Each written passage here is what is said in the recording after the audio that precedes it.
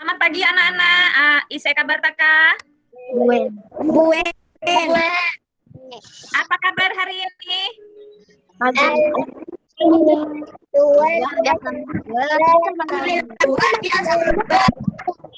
Ya, baik. Terima kasih karena kalian semua sudah bersemangat dan alhamdulillah luar biasa boleh berkumpul pada pagi hari ini pada pembelajaran. Maka hari ini Ibu akan mengingatkan standar prosedur pencegahan COVID-19. Yang pertama, selalu gunakan masker, kemudian cuci tangan di air yang mengalir, kemudian jangan lupa kalian selalu menjaga jarak ya.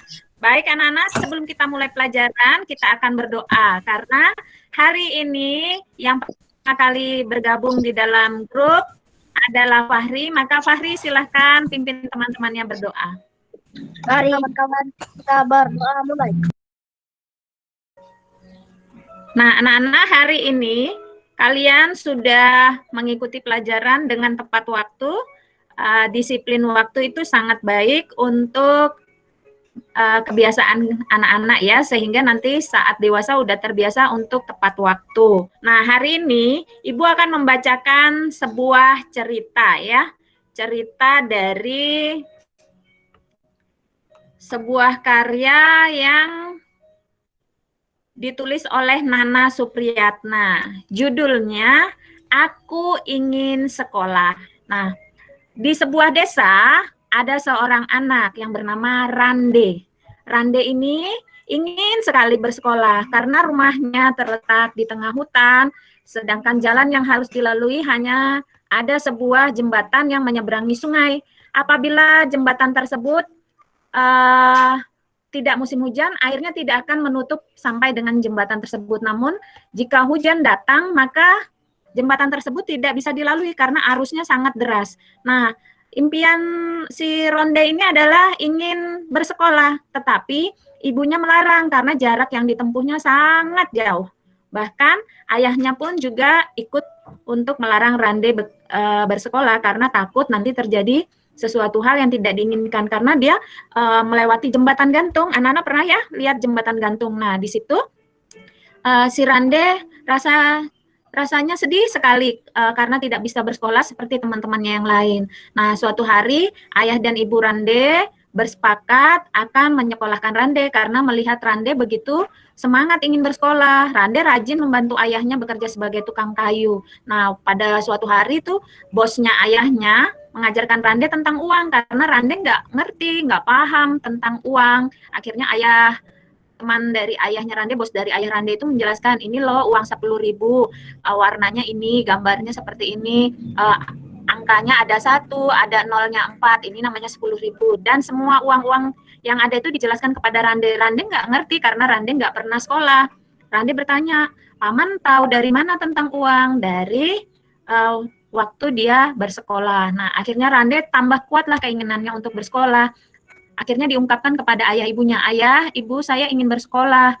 Akhirnya ayah dan ibu Rande bersepakat ingin menyekolahkan Rande, tetapi Rande harus melalui jembatan itu. Akhirnya ayah dan ibu Rande menyekolahkan Rande. Tibalah saat musim hujan. Tentunya senang ya Rande sudah bersekolah. Namun karena musim hujan, jembatan yang dilalui itu udah tertutup oleh arus yang deras. Akhirnya ayah mengantar Rande menyeberangi sungai tersebut. Rande takut sekali.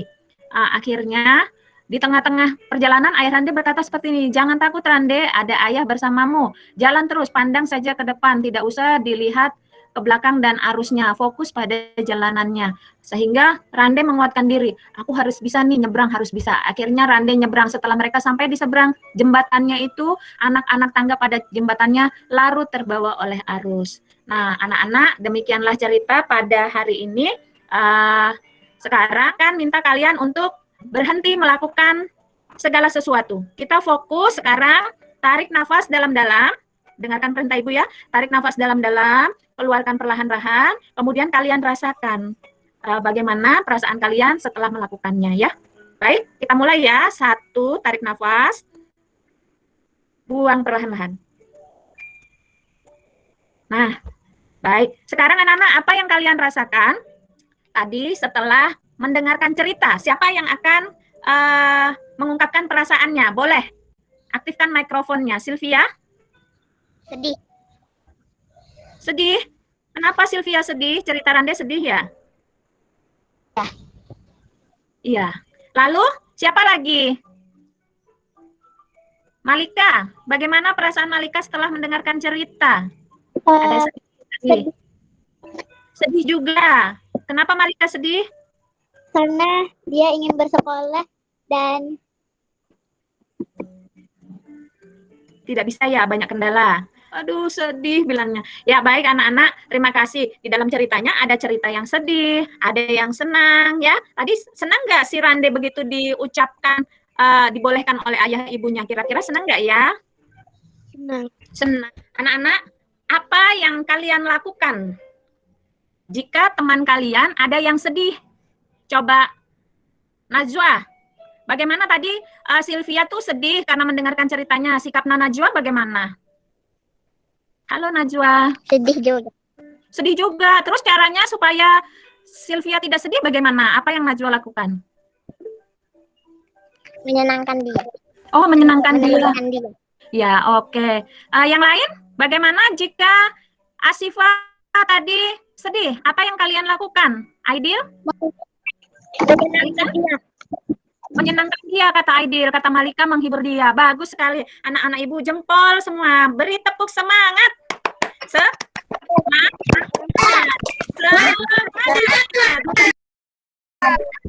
Ya, terima kasih.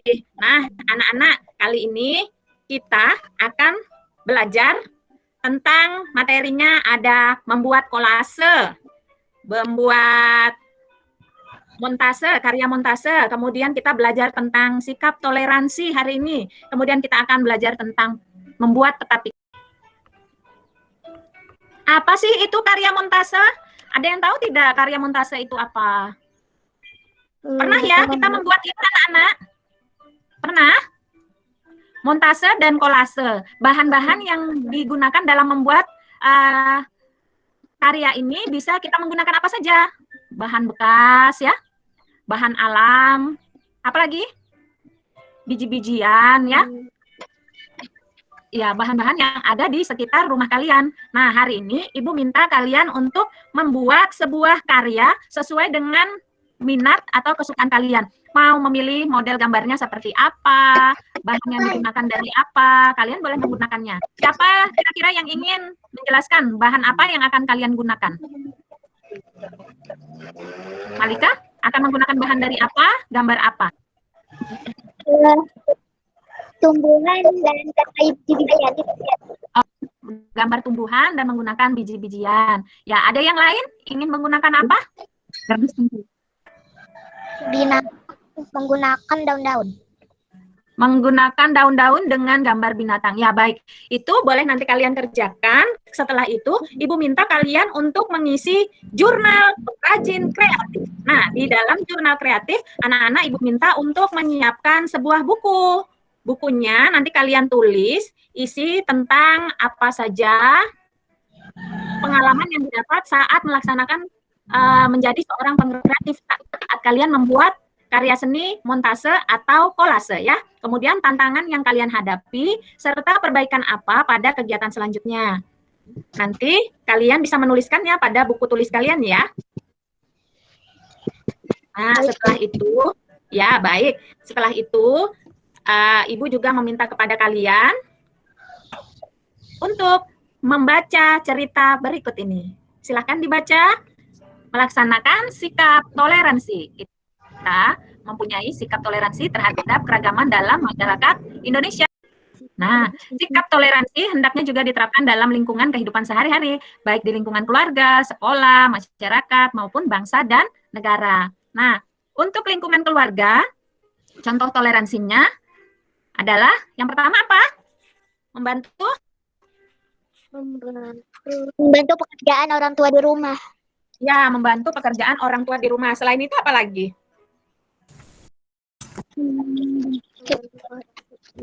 Membantu adik, membantu kakak ya. Ya, membantu adik saat kesulitan dalam belajar. Terus menghargai perbedaan antara Ya. keluarga. Kemudian menjaga ketenangan saat jam tidur siang. Kalau ada yang tidur siang nggak boleh lari-lari. Harus jaga ketenangannya. Kemudian dengarkan dan menjalankan nasihat orang tua ya.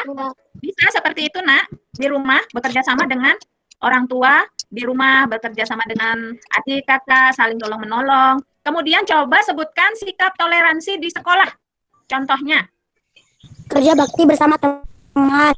Di sekolah sama teman. Iya, bagus. Bagaimana yang lain? Membersihkan halaman sekolah. Tidak ribut Iya, pintar semua, jempol anak-anaknya Ibu. Ternyata sudah mengerti dengan baik cara bersikap dan bertoleransi, baik di lingkungan sekolah, di lingkungan masyarakat, ataupun di dalam lingkungan keluarga. Nah, Ibu akan mengajak kalian ya. Tadi sudah membaca teks tentang sikap toleransi. Setelah ini, kalian Ibu ajak untuk kita sekarang stop semua kegiatannya, fokus. Pada hitungan ketiga nanti tarik nafas pelan-pelan, lalu hembuskan perlahan-lahan ya. Bisa ya? 1, 2, 3. Tarik nafas. Hembuskan perlahan-lahan. Sekarang kita mau main tebak-tebakan emosi wajah teman kalian. Siapa yang mau duluan mengungkapkan wajahnya? Boleh wajah sedih, wajah marah, wajah sedih. Boleh diekspresikan ya. Coba kita lihat. Silakan kameranya. Malika. Iya. Silakan Malika ekspresikan wajahnya, nanti teman yang lain menebak ya dengan mengaktifkan kamera. Silakan. Nah, Najwa seperti itu wajahnya tadi. Ayo siapa yang menebak? Apa perasaan dari Najwa tadi? Muka teman. Ayo tebak wajahnya. Tadi Najwa sedang apa dia? Siapa yang itu? Senyum. Kira kalau Najwa tersenyum senang atau tidak? Senang. Coba ekspresi wajah yang lain. Silakan Najwa dimatikan kameranya. Dan nanti teman yang lain. Wajah itu lagi apa? Sedih. Iya. Kalau seperti ini?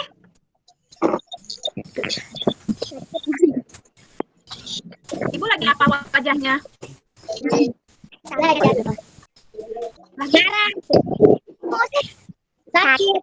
Sakit, iya. Benar sekali. Berarti sudah tahu ya cara menebak wajahnya. Padahal tadi Ibu maunya anak-anak yang mempraktekkan wajahnya. Coba. Oh iya, tidak apa. Berarti akan kita coba ya nanti anak-anak bisa menebak perasaan teman-temannya yang lain. Tadi sudah bisa menebak wajah Najwa sedang tersenyum, Ibu sedang sakit kepala, Ibu sedang sedih, ya. Jadi sudah bisa menebak emosi, ekspresi dari wajah Ibu dan teman-teman. Nah, anak-anak pada pembelajaran kali ini, selain menebak ekspresi wajah teman kalian, kalian juga akan belajar tentang membuat peta pikiran di dalam diskusi kelompok di WhatsApp kelas kalian. Nanti kalian akan bekerja sama dengan teman-teman kalian ya, buat peta pikiran, menuliskan informasi yang kamu dapat pada sebuah teks dalam bentuk kotak-kotak dan saling berkaitan. Nah, informasi dalam peta pikiran ditulis dengan ringkas dan jelas, nanti ada pada lembar LKPD kalian ya. Nah, teksnya juga sudah ada di lembar LKPD kalian. Baik anak-anak, pembelajaran hari ini akan kita akhiri. Tapi sebelum itu, Ibu minta kepada kalian untuk menyampaikan pendapat dan perasaan kalian saat mengikuti pembelajaran. Apa yang kalian rasakan saat kalian mengikuti pelajaran hari ini? Senang. Terus, apa saja tadi yang kita pelajari? Membuat apa? Ya? Rande. Cerita tentang rande. Tentang emosi wajah teman.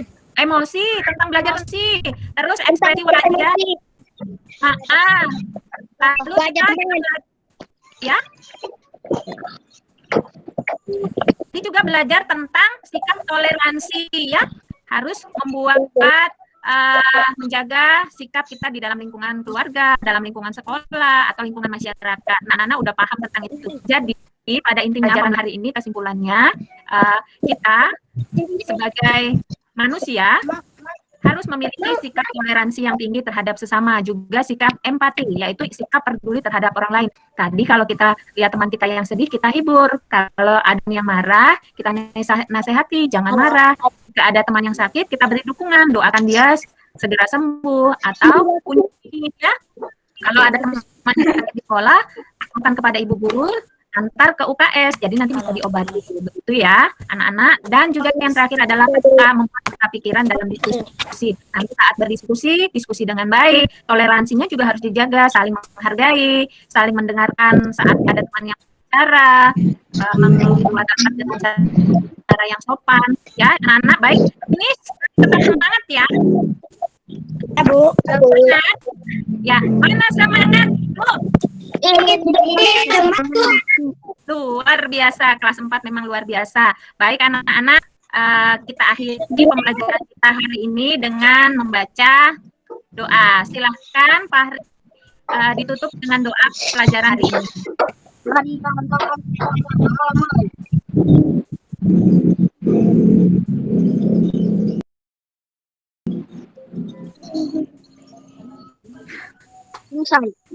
Ya, baik.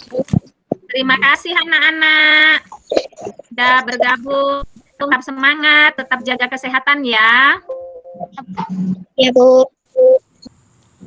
Salam guru penggerak. Baik, refleksi dari kegiatan aksi nyata 2.1 dan 2.2 pada pembelajaran berdiferensiasi dan pembelajaran kompetensi sosial emosional pada kali ini adalah sebagai berikut. Pada saat saya menyusun rencana pelaksanaan pembelajaran ini, banyak hal yang harus saya perhatikan terkait dengan pembelajaran berdiferensiasi. Maka saya menyesuaikan pembelajaran apa yang sesuai untuk kelas saya. Dan pada kegiatan aksi nyata ini saya memilih pembelajaran berdiferensiasi terkait dengan produk, dan selain itu juga pada proses pembelajaran, berdiferensiasi pada proses pembelajaran karena sebagian murid saya tidak bisa melaksanakan pembelajaran daring, dan saya memilih pembelajarannya dengan menggunakan metode home visit dan memberikan lembar LKPD modul kepada siswa saya yang tidak bisa mengikuti pembelajaran daring. Sedangkan untuk pembelajaran daring ada yang melalui Zoom, Google Meet, ataupun juga melalui WhatsApp group kelas. Sehingga dalam proses pembelajarannya di sini semua siswa dapat mengikuti pembelajaran sesuai dengan kesiapan belajar mereka, profil belajar, bahkan juga hasil dari pekerjaan mereka dapat mereka tuangkan sesuai dengan minat dan bakat mereka. Kemudian pada pembelajaran kompetensi sosial emosional, di sini saya mengajarkan kepada anak-anak saya, peserta didik saya, terkait dengan pengenalan emosi, kesadaran diri, dan empati, di mana siswa menyadari bahwa saat ini mereka sedang marah, saat ini mereka sedang sedih, kemudian mereka juga bisa berempati bagaimana cara mereka menghibur temannya yang saat ini sedang sedih, atau saat marah, temannya sedang marah, apa yang mereka bisa lakukan terhadap teman-teman mereka. Kemudian di sini juga saya mengajarkan teknik pembelajaran yaitu stop, dengan mengambil nafas, menghembuskan perlahan-lahan. Saya mengajarkannya kepada siswa agar mereka bisa lebih mengontrol emosi mereka. Juga selain itu saya juga mengajarkan kepada mereka tentang kompetensi kesadaran diri dan pengelolaan diri, di mana di sini mereka akan membuat jurnal diri. Jurnalnya sebagai pengrajin yang kreatif sehingga siswa dapat menuliskan sesuai dengan apa yang mereka lakukan. Kemudian tantangan saat mereka menjadi pengrajin dalam pembelajaran pembuatan kolase dan montase. Kemudian apa yang akan mereka lakukan ke depannya apabila menghadapi kendala-kendala pada saat pembelajaran yang sama seperti materi ini. Kemudian mereka membuat buku jurnalnya, menulis apa yang mereka pikirkan, tantangannya, hal menarik, sehingga siswa bisa lebih mengelola dan sadar akan perasaannya dan sosial emosional mereka. Nah, kemudian perasaan saya sebagai guru saat mengajarkan dan menerapkan pembelajaran ini sangat luar biasa, excited bahwa pembelajaran ini sangat menantang. Kemudian pembelajaran ini membawa pembaruan untuk pembelajaran di kelas saya, dan bisa saya sebarluaskan kepada teman-teman saya di sekolah. Jadi sangat bersyukur kepada Tuhan bahwa masih diberi kesempatan untuk belajar di saat ini untuk memperbarui modifikasi pembelajaran saya di dalam kelas sehingga anak murid saya menjadi manusia Pancasila, kemudian belajar sesuai kodrat mereka, menyenangkan dan terutama merdeka. Demikian refleksi dari saya. Salam guru penggerak.